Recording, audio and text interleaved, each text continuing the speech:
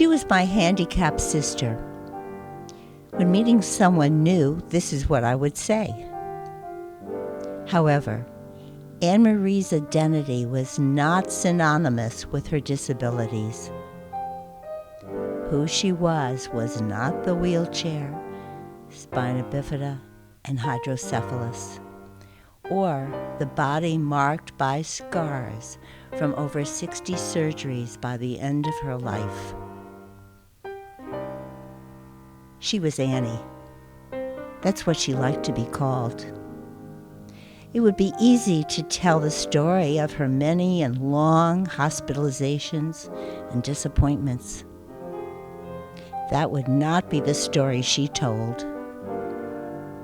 She wanted to be like everyone else. My first images are seeing Annie at St. Vincent's Hospital in New York after her second surgery. She was 3 weeks old and a big, beautiful, live doll in a crib. It was difficult for me to grasp the severity of her diagnosis. From an early age, Annie liked boys and babies. She had several little boyfriends in elementary school. Her favorite was Freddie. The great love of her life was Tony, her date for the senior prom. Her year of college was to be with Tony. Annie had her own apartment and lived independently. She loved going around town in her electric wheelchair. Annie had a way of learning about the difficult situations in people's lives. We used to tease her and say that she was missing her calling. She should be writing soap operas.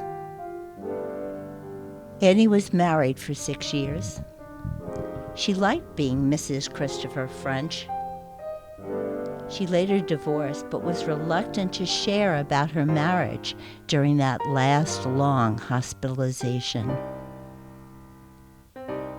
She was marooned at a hospital for a solid year. No nursing home would take her because she was on intravenous feeding called TPN. There was a hearing in the hospital. Annie spoke eloquently. Because of her, any health facility in the U.S. that takes federal money must now take patients requiring TPN. Annie knew she was dying and said to me, "If you ever find Tony, please tell him I never stopped loving him." I found Tony, and he came to the hospital just before she died. After seeing him, she said, "I am so glad I'm alive."